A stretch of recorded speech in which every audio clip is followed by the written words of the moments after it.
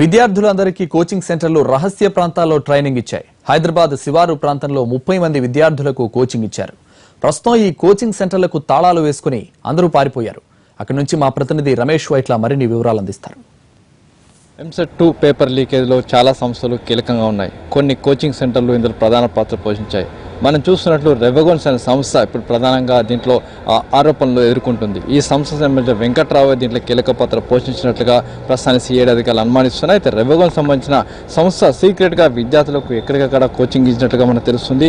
ఇప్పుడు చూసినట్లయితే ఈ సంస్థ హైదరాబాద్లోని ఒక మారుమూల ప్రాంతంలో ఈ అపార్ట్మెంట్ లాంటిది ఒకదాన్ని తీసుకొని ఇక్కడ పూర్తిగా ఒక సీక్రెట్గా ఇప్పటివరకు అంటే మొన్న ఎంసెట్ 2 ఎగ్జామ్స్ అయ్యే వరకు కూడా ఎగ్జామ్స్ ఇక్కడ పిల్లలందరినీ ఇక్కడ ప్రిపేర్ చేయించి తర్వాత ఇక్కడ నుంచి వాళ్ళని ఎగ్జామ్ సెంటర్ డైరెక్ట్ తీసుకెళ్ళినట్టుగా ప్రస్తుతానికి ఉన్న అనుమానాలు. దీనికి సంబంధించిన రెవెగోన్ సంస్థ ఇక్కడ నుంచి పూర్తి స్థాయిలో విద్యార్థులందరినీ ఇక్కడే పెట్టి వాళ్ళకు పూర్తి స్థాయిలో కోచింగ్ ఇచ్చి ఇక్కడ నుంచే తీసుకొని పోయింది. అయితే ఈ రెవెగోన్ సంస్థ మీద ఇప్పుడే ప్రస్తుతానికి ఆరోపణలు ఉన్నాయి. ఎందుకంటే ఈ సంస్థకు చెందిన ఏదైతే కొంతమంది విద్యార్థులకు పెద్ద ఎత్తున ర్యాంకులు రావడం జరిగింది. అంతేకాకుండా ఈ విద్యార్థులపైన ఇప్పటికీ అనుమానాలు వ్యక్తం అవుతున్నాయి. అంతేకాకుండా దీనికి ప్రధానమైన చూసినట్లయితే ఒక విద్యార్థి ఎంసెట్ 1, ఎంసెట్ 2, ఏపీ ఎంసెట్ ఈ పరీక్షలకు సంబంధించి చూసినట్లయితే పెద్ద ఎత్తున తేడాలు కూడా కనబడ్డాయి. అయితే సంస్థ సంబంధించి ఇక్కడ పూర్తిగా సీక్రెట్గా ఇక్కడ కొంతమంది విద్యార్థులను ఇక్కడ పెట్టి చాలా కాలం నుంచి ఇక్కడ వీళ్ళు విద్యార్థులందరూ కూడా ఇక్కడనే కోచింగ్ ఇచ్చి వీళ్ళందరూ విద్యార్థుల్ని పరీక్షా సెంటర్కి డైరెక్ట్ తీసుకెళ్లి అక్కడ పరీక్ష రాసినట్టుగా ప్రస్తుతానికి అధికారులు ఒక అంచనాకు వస్తుంది. దీనికి సంబంధించి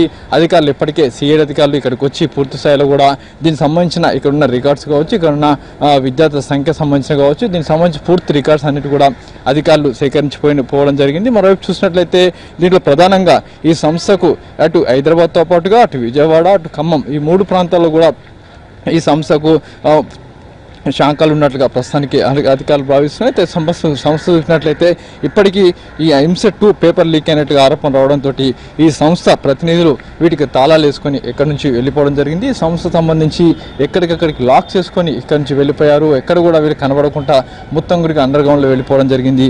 ఈ రెవెగోన్ సంస్థ సంబంధించి ప్రస్తుతానికి ఎక్కడికక్కడ అందరూ తాళాలు వేసుకొని ఇక్కడి నుంచి వెళ్ళిపోయారు. అయితే దీనిలో ప్రస్తుతానికి మాట్లాడిద్దామంటూ కూడా ఎవరు కూడా లేకుండా పోయారు. ఎందుకంటే ఎగ్జామ్స్ ఉన్నప్పుడే ఇక్కడ ఎగ్జామ్స్ కంటే ముందు కొద్ది రోజుల ముందు నుంచి మాత్రమే ఇక్కడ పిల్లలు ఉంటారు, పిల్లల్ని ప్రిపేర్ చేస్తారు.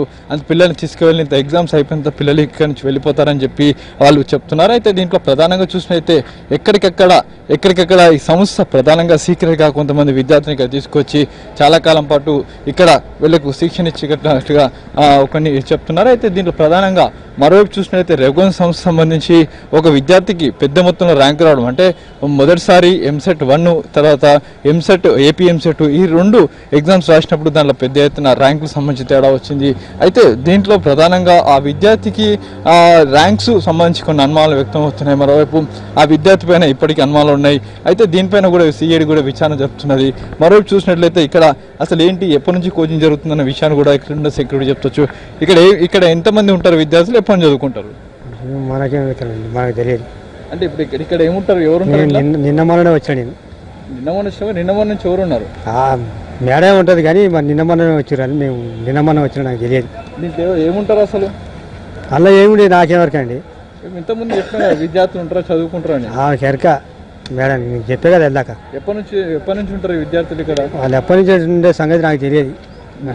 నన్ను తెలియదని నన్ను అడుగుతారు ఎందుకండి మీరు? ఇక్కడ పూర్తిగా ఇక్కడ సెక్యూరిటీ గార్డ్స్ కావచ్చు, మిగతా వాళ్ళందరూ కూడా ప్రస్తుతానికి అందరూ కూడా ట్యూన్ చేసి పెట్టడం జరిగింది. అయితే పూర్తిగా ఈ రెవెగోన్ సంస్థ పైన ఇప్పుడు ఆరోపణ రావడంతో ఈ సంస్థ ప్రతినిధులు కావచ్చు, మిగతా వాళ్ళు కావచ్చు, అందరూ ప్రస్తుతానికి పరారులో ఉన్నారు. దీనికి కోఆర్డినేటర్గా వ్యవహరించిన వెంకట్రావుని ప్రస్తుతానికి పోలీసు అధికారులు పికప్ చేసి అతను కూడా విచారిస్తున్నారు. అయితే మరోవైపు ఈ సంస్థ సంబంధించి అమ్మాయికి పెద్ద ఎత్తున ర్యాంకులు రావడంతో ఆ అమ్మాయిని కూడా ఇప్పటికే అధికారులు విచారిస్తున్నారు. అయితే ఆ అమ్మాయిని కూడా సిఐడి అధికారులు తమ కష్టాలు పెట్టుకున్నారు. మరోవైపు 69 మంది విద్యార్థులకు సంబంధించి డేటాను ఇప్పటికీ అధికారులకు కలెక్ట్ చేసి వాళ్ళకు సంబంధించి విద్యార్థులందరూ కూడా పోలీసు అధికారులు ప్రశ్నిస్తున్నారు. అయితే మరోవైపు కొంతమంది విద్యార్థులకు పేపర్ ముందుగానే వచ్చింది, పేపర్తో సహా వీళ్ళు సీక్రెట్ ప్రాంతాలకు వెళ్ళి పరీక్షలు ప్రిపేర్ అయ్యే పేపర్ తోటని కూడా కొన్ని ఆరోపణలు వచ్చాయి. ఏదైనప్పుడు కూడా సిఐడి పూర్తిస్థాయిలో విచారణ జరుపుతుంది. దీనిపైన ఇంకా పూర్తి వరకు రాబట్టే ప్రయత్నం చేస్తుంది. కానపర్సన్ రాకేష్ రోషన్తో రమేష్ వైట్ల, ఎన్టీవీ.